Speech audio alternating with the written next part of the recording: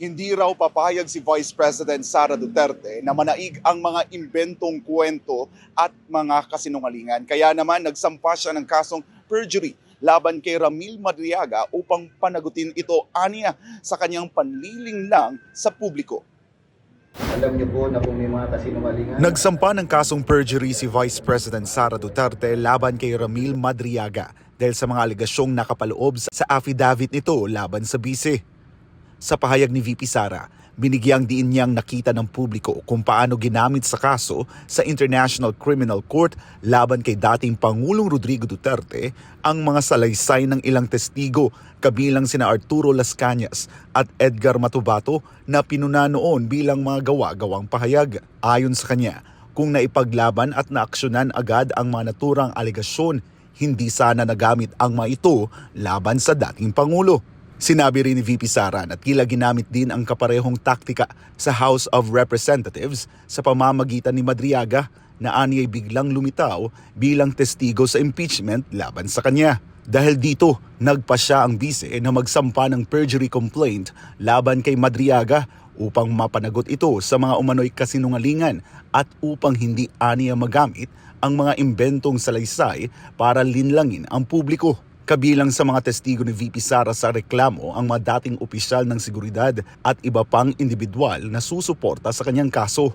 Ayon kay Attorney Paulo Panelo, legal counsel ni VP Sara, pinatutunayan sa complaint affidavit na walang personal o profesional na ugnayan sina VP Sara at Madriaga. Pinapatunayan dito sa complaint affidavit na hindi magkakilala si VP Sara at itong si Ramil Madriaga.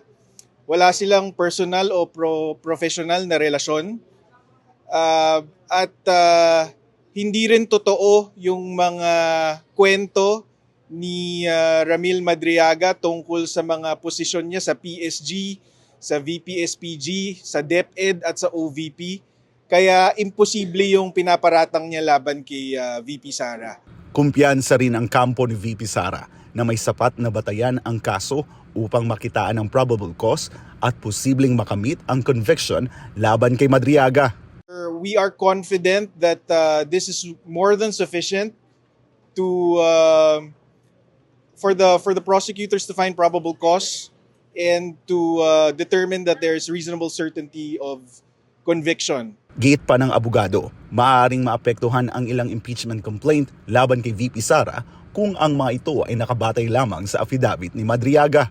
This is a perfect opportunity to show to the people how politically motivated these impeachment complaints are because they are based on a worthless testimony from an untrustworthy source like Madriaga.